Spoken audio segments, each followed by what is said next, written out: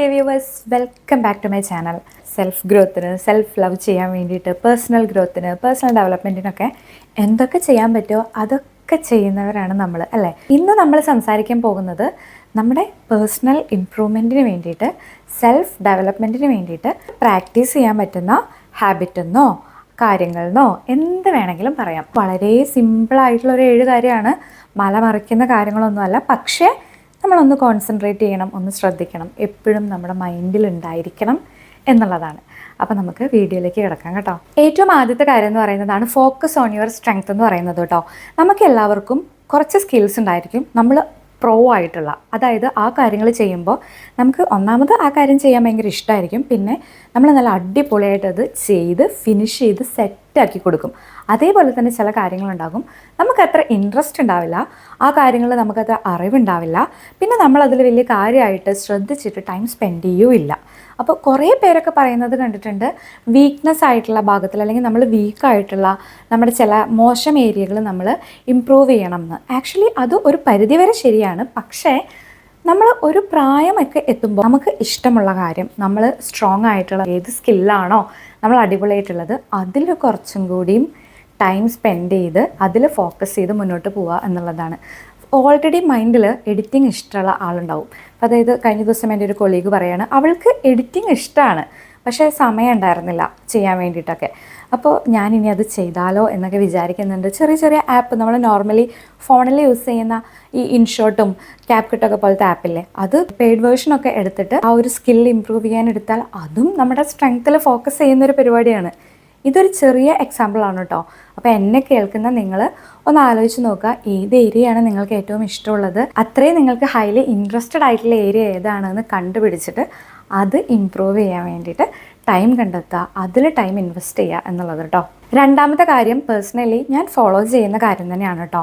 Connect with your loved once, അല്ലെങ്കിൽ നമ്മുടെ best friends, അല്ലെങ്കിൽ നമ്മൾ കുറച്ച് കംഫർട്ടബിൾ ആയിട്ടുള്ള മനുഷ്യരുമായിട്ട് മീറ്റപ്പിനുള്ള ടൈം കണ്ടെത്തുക എന്നുള്ളത് ഒരുപാട് ഗുണമുള്ള ഒരു ഹാബിറ്റ് അല്ലെങ്കിൽ ഒരു ശീലമാണിത്.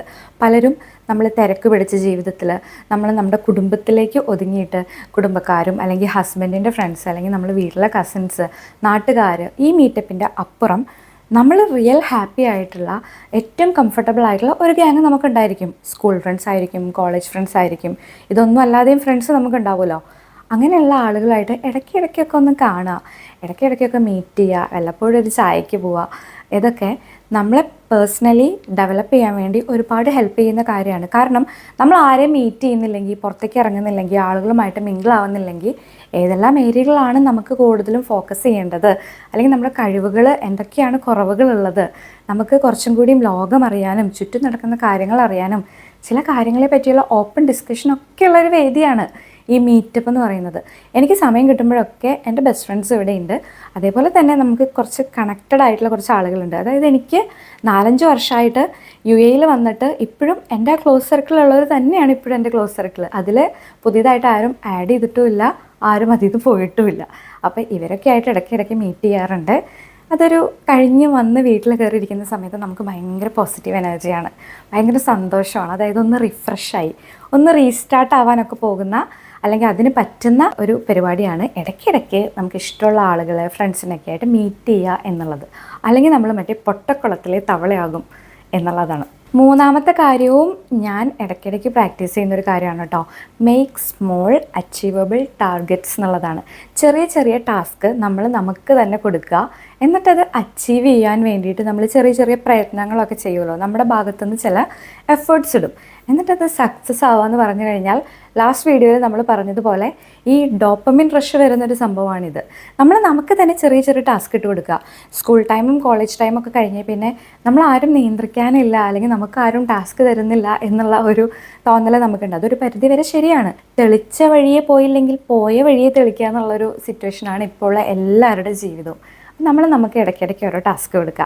ചെറിയ ചെറിയ സേവിങ്സ്, അതായത് ഒരു 3 മാസത്തിൻ്റെ ഉള്ളിൽ 6 മാസത്തിൻ്റെ ഉള്ളിൽ ഞാൻ ഇത്ര രൂപ സേവ് ചെയ്യും, അല്ലെങ്കിൽ എനിക്ക് എന്തെങ്കിലും ഒരു കടമുണ്ടെന്ന് വിചാരിക്കുക, അത് ഞാനൊരു ഇത്ര നാളിൻ്റെ ഉള്ളിൽ തീർക്കാൻ വേണ്ടി ഞാൻ എമൗണ്ട് സ്വരുക്കൂട്ടി വെക്കും.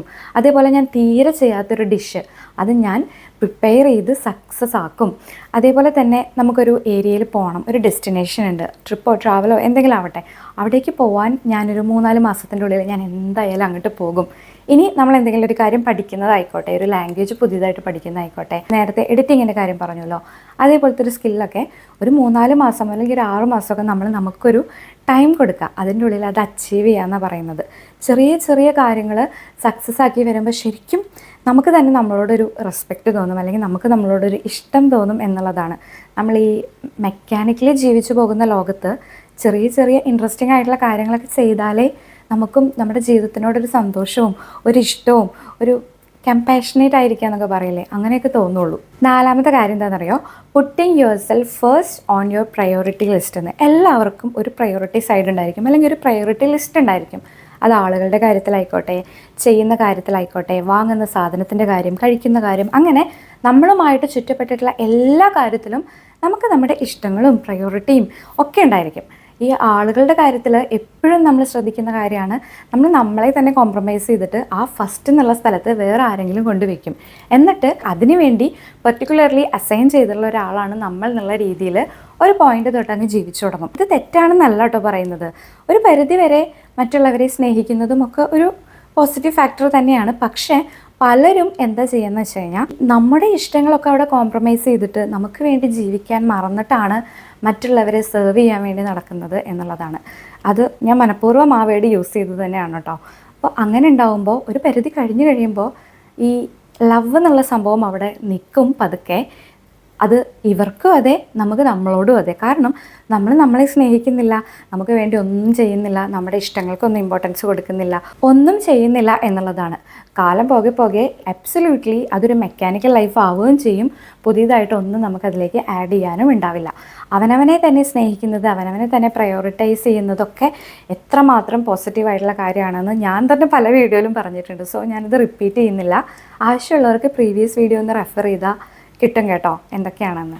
അപ്പോൾ എപ്പോഴും നമ്മുടെ മനസ്സിലുണ്ടായിരിക്കുക, നമ്മൾ മറ്റുള്ളവരെ സ്നേഹിക്കണം, മറ്റുള്ളവർക്ക് വേണ്ടി വർക്ക് ചെയ്യണം. വേണ്ടി ഇൻ ദ സെൻസ് അതൊരു എല്ലാത്തിൻ്റെയും അടിയിലൊരു ലവ് എന്നുള്ളൊരു സാധനം വേണം കേട്ടോ. കൂടെ നല്ല മൂവിയിൽ പറയുന്നില്ലേ, നമ്മൾ എന്ത് ചെയ്യുന്നതിനും 2 റീസണാണുള്ളത്. ഒന്ന് അത് ഡ്യൂട്ടി വർക്ക് ആ രീതിയിൽ, രണ്ടാമത് അത് ലവ് എന്നുള്ള രീതിയിലായിരിക്കും. സോ അതിൽ തെറ്റുണ്ടെന്നല്ല പറയുന്നത്, പക്ഷേ നമ്മളെ തന്നെ ഡീഗ്രേഡ് ചെയ്തിട്ട് സെൽഫ് ഡീഗ്രഡേഷൻ നടത്തിയിട്ട്, അല്ലെങ്കിൽ അവനവനെ ഒരു മൂലയ്ക്ക് കൊണ്ട് ഇരുത്തിയിട്ടല്ല മറ്റുള്ളവരെ സ്നേഹിക്കേണ്ടത്, അവരെ പ്രയോറിറ്റൈസ് ചെയ്യേണ്ടത്, അവരുടെ കാര്യങ്ങൾ ചെയ്യുന്നത് എന്നുള്ളതാണ്. അടുത്ത പോയിന്റ് എന്താണെന്നറിയോ? അതായത് 5ാമത്തെ point, declutter your physical space എന്നുള്ളതാണ്. നമ്മളായിരിക്കുന്ന സ്ഥലം, അത് നമ്മുടെ കിച്ചൺ, നമ്മളുടെ വീട്, നമ്മൾ ഡെയിലി ഏറ്റവും കൂടുതൽ ടൈം സ്പെൻഡ് ചെയ്യുന്നത്, ഓഫീസ് ഡെസ്ക് വരെ ഇതൊരു കാര്യമായിട്ട് കൂട്ടാം കേട്ടോ. അത് ഡീക്ലട്ടർ ചെയ്യുക. ഈവൻ ഇപ്പോൾ ഓഫീസിലെ കാര്യമൊക്കെ ആണെങ്കിൽ നമ്മൾ ഫ്രൈഡേ സൈൻ ഔട്ട് ചെയ്ത് പോകുന്ന സമയത്ത്, ലോഗ് ഔട്ട് ചെയ്ത് പോകുന്ന സമയത്ത് ജസ്റ്റ് ഒന്ന് നോക്കുക എല്ലാം നമ്മുടെ ഏരിയ ഒക്കെ ഓക്കെ ആണോ, നമ്മളെന്തെങ്കിലും പേപ്പർ കഷ്ണങ്ങളോ അല്ലെങ്കിൽ അനാവശ്യമായിട്ടുള്ള വേസ്റ്റൊക്കെ ഉണ്ടോ. പേപ്പർലെസ്, ഇപ്പോൾ ഗോ ഗ്രീൻ ആണല്ലോ എല്ലായിടത്തും, പേപ്പർലെസ് ഓഫീസസ് ആണ് മോസ്റ്റ്ലി എല്ലാ സ്ഥലത്തും. അപ്പോൾ അതല്ലാതെയുള്ള എന്തെങ്കിലും വേസ്റ്റ് ഉണ്ടോ, നമ്മൾ ഇംപ്രോപ്പറായിട്ട് എന്തെങ്കിലും വെക്കുന്നുണ്ടോ. നമ്മുടെ ഓഫീസ് ഡെസ്ക് എപ്പോഴും അടിപൊളിയായിട്ടിരിക്കുക. ഡീക്ലട്ടർ ചെയ്യേണ്ട കാര്യങ്ങൾ ഇൻ ദ സെൻസ്, നമ്മളൊരു 5-6 മാസമൊക്കെ എന്തെങ്കിലും ഡോക്യുമെൻറ്റ്സൊക്കെ എടുത്ത് വെക്കും.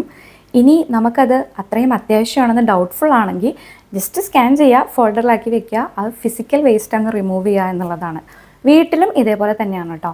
നമുക്ക് പാകമല്ലാത്ത ഡ്രസ്സ്, അല്ലെങ്കിൽ നമ്മളത് ഇടാൻ സാധ്യതയില്ല, ഒരിക്കലും ഓപ്റ്റ് ചെയ്യാൻ ചാൻസ് ഇല്ല എന്നുള്ള വസ്ത്രങ്ങൾ, അറ്റയേഴ്സൊക്കെ ഭംഗിയായിട്ട് മടക്കി അലക്കി ഉണക്കി തേച്ച് അത് ഡിസേർവ് ചെയ്യുന്ന ആളുകളിലേക്ക് എത്തിക്കാൻ ഒരുപാട് ഓപ്ഷൻസ് ഇപ്പോൾ ഉണ്ട്. അതേപോലെ തന്നെയാണ് നമ്മുടെ വീട്ടിലെ ഓരോ സാധനങ്ങൾ. നമ്മൾ ചിലപ്പോൾ ഇൻ ഫ്യൂച്ചർ യൂസ് വരും എന്ന് കരുതി എടുത്ത് വെക്കുന്ന സാധനങ്ങളൊന്നും ഒരു 6 മാസം അല്ലെങ്കിൽ ഒരു 1 ഇയർ ഒക്കെ യൂസ് ഇല്ലെങ്കിൽ പിന്നെ നമ്മളത് ഉപയോഗിക്കാൻ പോകുന്നില്ല. അപ്പോൾ അതൊക്കെ നമ്മുടെ മൈൻഡിൽ നിന്ന് അത് പോകുമെന്നാണ് പഠനങ്ങൾ സൂചിപ്പിക്കുന്നത്. സോ വെറുതെ എടുത്ത് വെച്ച് സ്പേസ് കൺസ്യൂം ചെയ്യുക എന്നതിനപ്പുറം വലിയ ഉപകാരങ്ങളൊന്നും ഇല്ല എന്നുള്ളതാണ്. അപ്പോൾ ചില കാര്യങ്ങളൊക്കെ സമയത്തിന് നമ്മളങ്ങ് ഒഴിവാക്കി വിടുക. അത് മൈൻഡിൻ്റെ കാര്യത്തിലും അങ്ങനെ തന്നെയാണ് കേട്ടോ.